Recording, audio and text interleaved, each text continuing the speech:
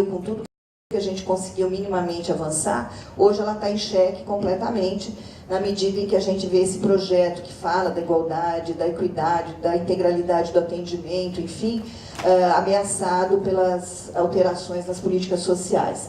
Então, nesse sentido, nós temos muitas demonstrações, infelizmente, né, cada vez mais, da urgência de pensar o que é democratizar a democracia brasileira. E a desigualdade, portanto, ela é algo que tem que ser enfrentado. Não há democracia na desigualdade. Né? Não tem como, assim, é incompatível. A democracia só avança se a gente realmente fizer o enfrentamento da desigualdade estrutural. Aí eu pus alguns dados, inclusive dados que recentemente têm sido veiculados nos meios de comunicação, porque são pesquisas da Oxfam, que acabou baseada muitas vezes em dados do IPEA, mas que fez lá toda uma formulação sobre a desigualdade brasileira e publicou, teve bastante repercussão na mídia, mas é só porque acho que eu trouxe alguns dados, aqueles mais impactantes, só porque a questão tem que ser pensada concretamente. Quer dizer, a desigualdade social é alguma coisa profunda, né? E às vezes até assustadora, né? A gente, quando olha o dado, a gente fala, nossa, a gente sabe que tem desigualdade, mas é tão grande essa desigualdade, né? O que isso representa? Então, sei lá, 100 milhões brasileiros, 6 pessoas possuem a riqueza equivalente a 100 milhões de brasileiros. A gente não consegue nem pensar o que quer dizer isso efetivamente, né? Os 5% mais ricos detêm a mesma fatia de renda que os demais 95%. Quer dizer, é só para a gente perceber que às vezes a gente nem se dá conta efetivamente do que é a pobreza, do que é a miséria na nossa realidade, né? Às vezes quando a gente está, como eu que moro em São Paulo, a gente está lá nos grandes centros, a gente percebe a desigualdade na cidade, mas aí a gente assusta quando percebe que quem ganha mais de 5 mil reais, está entre os 10% mais ricos da população brasileira. A gente sabe que com 5 mil reais a gente vive muito mal numa cidade como São Paulo, né? Cheio de limites. Então, o que quer dizer isso, né? Ou o que quer dizer que 5 mil reais significa estar entre os 10% mais ricos da população? Então, a desigualdade é muito grande, efetivamente. Então, esses dados acho que ajudam a gente a atentar para a gravidade da questão. E aí, outros dados, aí são os dados que mais sistematizados. Na verdade, esses dados já mudaram um pouco, já tem sistematização do que aconteceu e está acontecendo em 2015, 2016, aí os dados são até 2014, mas se a gente tinha algum movimento que tem sido bastante discutido, em que medidas políticas dos governos Lula e Dilma efetivamente enfrentaram ou não a desigualdade, há bastante controvérsia sobre isso, né?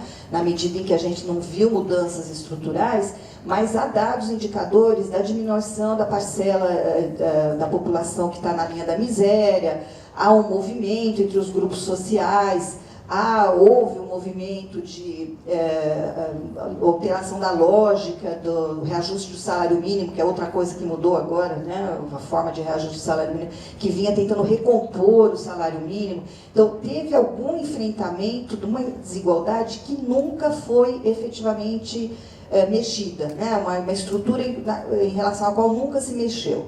Podemos discutir se o que se mexeu foi efetivo ou não, se realmente significa uma mudança de verdade, uma ruptura, mas de qualquer forma a gente tem um movimento que já está fazendo um movimento inverso, um movimento de alguma alteração nesse quadro da desigualdade, mas que já está, os dados mostram isso, eu não trouxe aqui, mas alguns dados estão sendo sistematizados, a própria pesquisa da Oxfam que me referi já está mostrando que o que vinha subindo ou melhorando em termos de desigualdade, de enfrentamento de desigualdade, já está caindo em 2015, 2016. Né? Então, não é pouca coisa quando a gente faz o enfrentamento da desigualdade via políticas sociais. Por isso que eu acho que é importante nós que estamos no campo da assistência social, ter clareza disso. Né? Não é pouca coisa em termos do enfrentamento da nossa realidade, de mudança na direção da igualdade, efetivamente, a gente trabalhar por políticas efetivas. Tá? E aí tem outros dados, aí a pesquisa da Marta Rett, o grupo do Observatório das Metrópoles, que tem uma leitura de uma série histórica, né, desde 1960, que é interessante, tem vários dados, eu trouxe só alguns aqui, mas é uma pesquisa que o que ela tem de interessante para nós é que ela mostra assim, o movimento da desigualdade, e aí vários âmbitos, na educação, considerando o recorte de raça, de classe, né, nível socioeconômico, de gênero. Então ela tem muitos dados, a pesquisa, mostrando um movimento, né, na década de 60, 70, 80, enfim, tem uma série histórica, mas que mostra que existe sim uma relação entre o tamanho da desigualdade e a quantidade, a qualidade das políticas sociais desenvolvidas, na direção de mostrar que quando a gente tem mais amplas, mais efetivas políticas sociais, a gente tem algum movimento, alguma diminuição da desigualdade em alguns setores, e ela analisa isso em vários setores. Então, acho que é uma coisa interessante.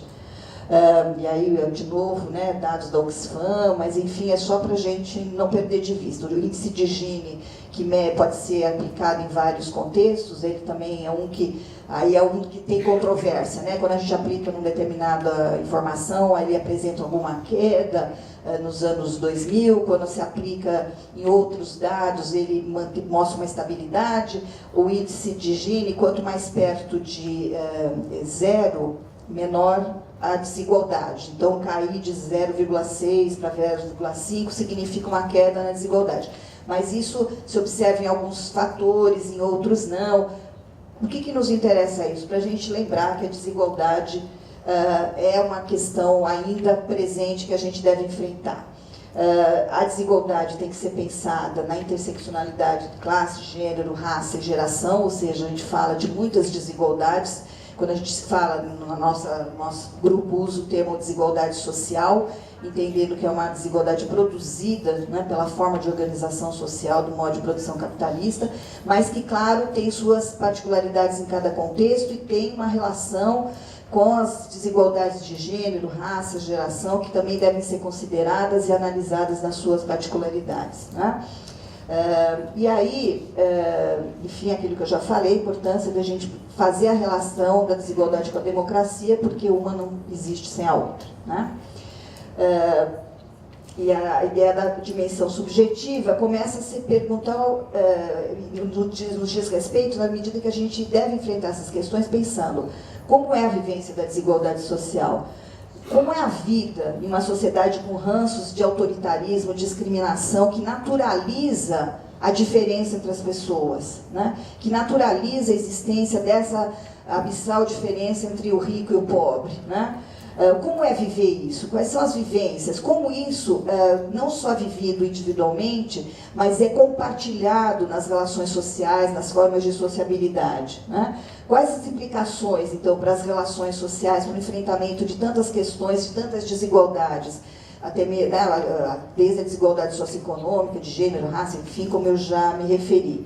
Então, falar da dimensão subjetiva é perceber que esses fenômenos estão constituídos de aspectos de vivências individuais que se imbricam no contexto social. É um pouco isso que a gente procura pesquisar, entendendo que para a psicologia interessa a vivência de cada sujeito, mas interessa também como aquela vivência, aquela subjetividade foi constituída num contexto que tem elementos de subjetividade que são muitas vezes perpetuados, naturalizados e que impedem que a gente tenha uma compreensão efetiva dos fenômenos que cada indivíduo sofre. E aí a gente tem a especificidade, então, aquilo que eu já vinha falando, do papel da psicologia, o desafio para a psicologia estar no trabalho social. Se pensar no trabalho social, vocês que estão no SUAS sabem muito bem o que é isso, um movimento que a gente já fez, está fazendo ainda muitas vezes, mas já fez, de se perceber como trabalhador social, aquele que está no campo social, de trabalhar, e isso impõe, mesmo que a gente às vezes não esteja atento para isso, uma dimensão política no sentido amplo, porque significa qual projeto a gente quer de sociedade, aquele que vai defender garantia de direitos direitos sociais, ou aquele que vai apostar no mercado, né? Claro, estou simplificando aqui, mas em última instância é essa questão que a gente tem. É apostar no mercado, no individualismo, na competência de cada um para sobreviver no contexto social, ou é apostar num dever da sociedade, um dever do Estado de garantir vida digna para todos, portanto, os direitos sociais, né? E é por aí que deve ir a compreensão da psicologia com a leitura da subjetividade, como eu tinha dito, né? E eu tenho uma questão, né, ainda até recentemente, eu já ouvi isso mais de uma vez, o próprio Marcos Vinícius, nas suas pesquisas sobre desigualdade, chamava atenção sobre isso, e coincidentemente, né, curiosamente, ouvi isso de um pesquisador há poucos dias, onde ele diz o seguinte: tem alguma coisa que a gente precisava entender melhor. Por que o Brasil, a nossa sociedade, tolera tamanha desigualdade? Existe uma tolerância, e a tolerância aí não quer dizer que as pessoas são resignadas, conformadas, principalmente os pobres, né? Enfim, não é essa leitura que anula, né, a potência de todo mundo no enfrentamento da sua condição. Mas, de verdade, nós temos uma sociedade que tolera, né, essa desigualdade absurda, que naturaliza, que torna invisível a desigualdade. Por que isso acontece, né? E a gente, quando está ali, né, fazendo pesquisa, atuando, atendendo a população, a gente percebe que a população vai encontrando saídas, né? As pessoas vão, elas têm uma resistência, não é bem uma tolerância, mas como sociedade parece que há uma tolerância, porque a gente não enfrenta a desigualdade, a gente, como eu disse, né, naturaliza, né? Então, a nossa leitura da dimensão subjetiva, ela deveria ajudar a entender isso.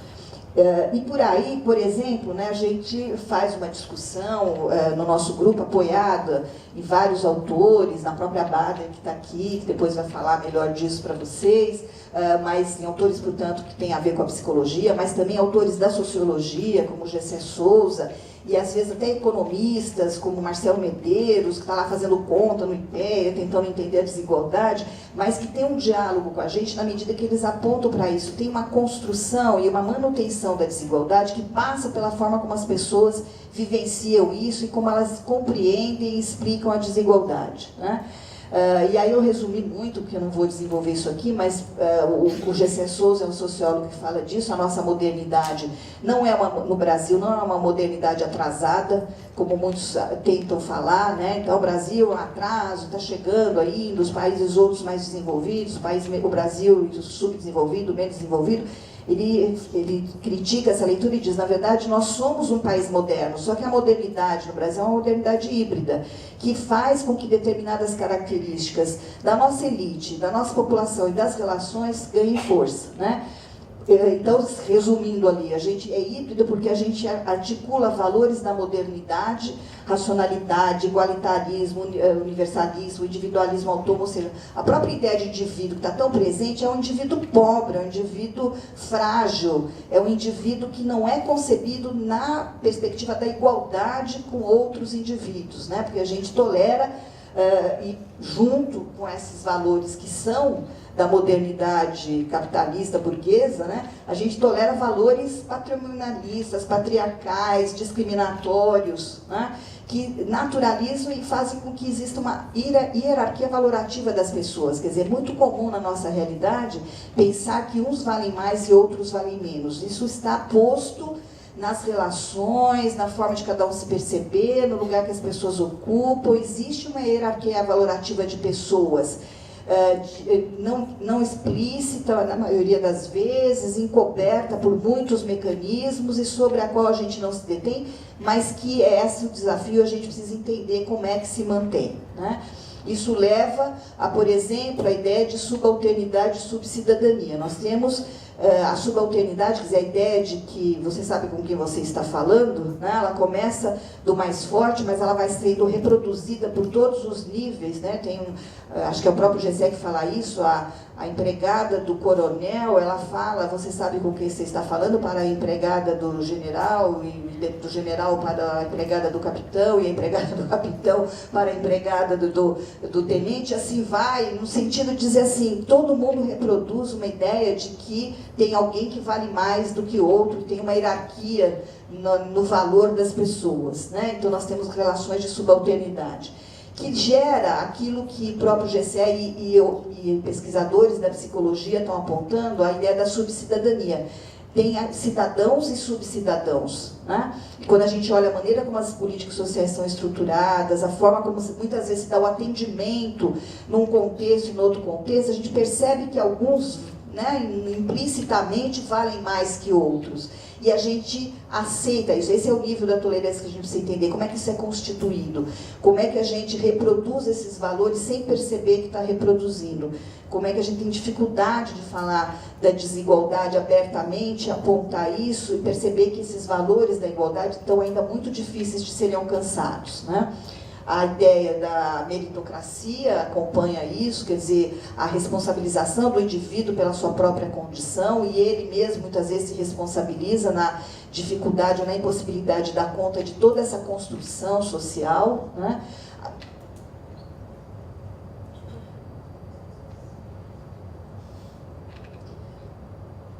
A má-fé institucional, que fala de como os serviços, as instituições se estruturam, né, tratando diferentemente as pessoas, como os trabalhadores muitas vezes não se dão conta de que eles estão sim no lugar privilegiado, mesmo que sofrido, com condições inadequadas de trabalho, mas frente à população que eles atendem, eles representam, vamos dizer assim, o lado que conseguiu, né, e que muitas vezes não percebe que os mecanismos que, de alguma forma, mantiveram privilégios, com toda a dificuldade que a gente enfrenta, diferentemente de outros setores da população, que foram, ao contrário, né, impedidos no seu desenvolvimento, no seu enfrentamento da realidade, frente a esses mesmos mecanismos. Então, muitas vezes as instituições, é isso que é a má-fé institucional, que também alguns autores, algumas pesquisas mostram, como às vezes a estrutura do serviço impede o acesso das pessoas, a escuta adequada das pessoas, o acolhimento que efetivamente vai escutar, não da perspectiva da política, do trabalhador que estruturou tudo bonitinho e espera chegar um usuário ideal. Né? Então, essa escuta não é um acolhimento que efetivamente compreenda a realidade vivida pela pessoa que chega ao atendimento, a forma como ela chega, o que ela procura. Então, isso muitas vezes está nas estruturas institucionais, aquilo que alguns estão chamando de má-fé institucional, né? No sentido que não permitem o enfrentamento da realidade como ela é. O racismo institucional, que aí também as pesquisas têm mostrado, né, dados que comprovam como é diferenciado o atendimento na saúde, assistência social, na educação de negros e brancos, né, como essa questão que parece que a gente está tratando todo mundo igual, todo mundo tem acesso ao mesmo serviço, mas os dados mostram a diferença no atendimento, a diferença de acesso, a diferença no tratamento, a diferença, enfim, de conseguir recursos para o enfrentamento da desigualdade. E aí, assim, com esse referencial de tentar considerar, né, então, a dimensão subjetiva, é que a gente trabalha algumas pesquisas e alguns cursos que, mesmo na formação, na graduação, a gente procura trabalhar como fazer a leitura, então, da realidade no campo das políticas sociais, usando esse pensamento, compreendendo essa produção, dessa reprodução, na verdade, desigualdade, por mecanismos, claro, que tem a sua dimensão objetiva, digamos, claramente, né? É a distribuição de renda, é o acesso aos serviços, é a questão territorial, é a questão né, de localização, é a questão histórica, é a questão racial, é a questão de gênero. Então tem vamos dizer assim, uma objetividade nisso tudo, na produção da desigualdade, que a gente nunca deve perder de vista. Mas o que a gente está dizendo é assim, mas existe uma dimensão subjetiva associada e constituída por todos esses elementos que também contribuem para a reprodução da desigualdade. Que é isso que a gente, que eu estava apontando, quer dizer, quando a gente não reconhece o racismo, porque efetivamente a gente se considera não racista. Isso aí a gente já aprendeu na psicologia como uma discussão difícil, como a psicologia já mostrou, como, né, você faz pesquisa e pergunta, você é racista? Não, 90% diz que não. Você acha que a sociedade brasileira é racista? Sim, 90% acha que sim, e a gente fica procurando onde estão os racistas, se ninguém é. É desse tipo de coisa que a gente está falando. Quer dizer, como é que se constitui essa compreensão de um fenômeno tão perverso da nossa realidade, sem que cada um veja ele acontecendo, sinta ele acontecendo, se perceba fazendo parte do processo que mantém esse fenômeno, né? Então tem algo subjetivo que se passa aí, que vai da compreensão, das formas de relação, da naturalização, como eu dizia, né? De certas questões, a naturalização de que um tem mais poder do que outro, e isso é merecido, da própria meritocracia que é naturalizada, né? A questão da competência do indivíduo como explicação para as desigualdades ou para as diferenças que existem e para a responsabilização do que ele vivencia. Então, a gente vai fazendo, né, reproduzindo esses valores. Então, isso é aspecto da subjetividade que a gente precisaria compreender. Que a matriz de muitas coisas que a gente sente, pensa, faz, está num campo social que tem uma... Está no campo social que tem uma construção, efetivamente, né, que produz esses sentimentos. Então, eles não são simplesmente... ou simplesmente aí não tem nenhum demérito, mas é porque a gente simplifica muitas vezes a leitura, de produção subjetiva individual. A produção subjetiva individual está completamente articulada a um contexto onde esses valores estão circulando, estão configurando as instituições, estão configurando a estrutura social, estão configurando as possibilidades que os indivíduos têm de experiências, né? Então, isso é o naturalizar, não perceber essa articulação e achar que, assim, realmente tem gente que é preconceituosa, que é racista. E, efetivamente, tem. Agora, como se constrói isso, né? Como isso se mantém de uma forma constante, apesar, né, de todos os mecanismos que a gente tem lutado para explicitar, e aí acho que a gente avançou na hora que tem lá, né, inclusive transforma em crime o racismo. Mas vejam, né, ao mesmo tempo a gente está nesse desmonte das políticas, a gente vive agora uma desvalorização total de todos os órgãos de governo, desde secretarias municipais até a Secretaria Nacional Especial, né, que tratava das questões das relações raciais. Então a gente viu isso acontecer logo no início aí do governo golpista, quando a gente tinha o desmonte da Secretaria de Direitos Humanos, depois um arremedo da Secretaria de Direitos Humanos e o fim da Secretaria de Relações Raciais. Isso não é pouca coisa, a gente sabe muito bem que não é para economizar ministério, nem fazer o tal do ajuste fiscal. Isso vem com uma concepção de que não é uma questão importante. Mexer na questão racial é uma questão que ninguém quer, né, das relações raciais, do racismo, porque contribui para a estruturação dessa desigualdade e o enfrentamento da desigualdade não é uma prioridade na agenda atual, né? Então é isso que a gente precisa perceber. E cotidianamente a gente, e aí está falando, né, em São Paulo, também, uma das primeiras ações do governo Dória foi tirar a Secretaria de Direitos Humanos, diminuir, mudar a configuração, e ele não tem mais essa questão de discutir nem as questões da mulher, a Secretaria Especial da Mulher, nem a questão das relações de gênero, relações raciais, né? Então, veja, não é pouca coisa, é isso que eu estou me referindo. E a gente acha que é uma questão que não passa por valores, por concepções, por vivências que vão contribuir para a reprodução de uma naturalização de que você sabe com quem você está falando? Eu sou o branco privilegiado, você é o negro que está chegando agora, né? Então, a gente não fala desse jeito, obviamente, até porque hoje é crime falar assim. Mas a gente vivencia isso no silêncio das coisas que não são ditas, nos valores que são reproduzidos por outros mecanismos, né? E quando a gente chega, então, no âmbito mesmo da atuação, a gente vai perceber que vários conceitos, assistência social como direito, vocês devem enfrentar isso cotidianamente, né? Mudar o pensamento, considerando a história da assistência social no nosso país, que sempre foi de assistencialismo, o primeiro-danismo, né, a caridade para os coitadinhos que não podem, quer dizer, transformar essa lógica na assistência social como direito de vida digna, mesmo que seja uma política mais focalizada, mas é a política que está apontando a questão, mais diretamente a questão da desigualdade, dizendo que é preciso superar isso. Então, a relação com a pobreza, às vezes, sem a gente perceber, ela vem carregada daquele assistencialismo, daquela ideia da caridade, e não da ideia do direito. O que é o sujeito de direitos?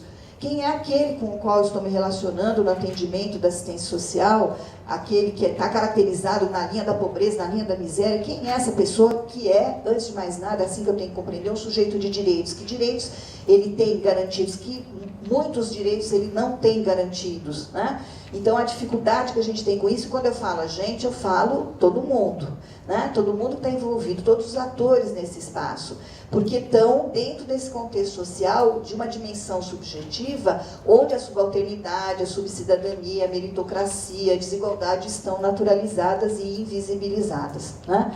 Então, pensar a sociedade de outra maneira é fundamental, e nos cabe entender que isso é um atravessamento que está presente. Ali eu pus uma questão ali da centralidade da família, que é uma outra ambiguidade que a gente vive, né? Porque é interessante colocar a centralidade da família, porque a gente fala de um agrupamento, de um coletivo, mas de repente a gente está colocando a família como aquela que vai fazer o serviço, entre aspas, que o Estado não dá conta de fazer. A família que dá, eu não responsabilizo mais o indivíduo, mas responsabiliza a família, ou seja, eu continuo com o mesmo pensamento individualizante, que naturaliza a família, a famosa família desestruturada, a famosa família que não toma, né, conta dos seus membros. Mas qual é a condição que essa família tem? Sem falar que precisamos pensar a própria noção de família.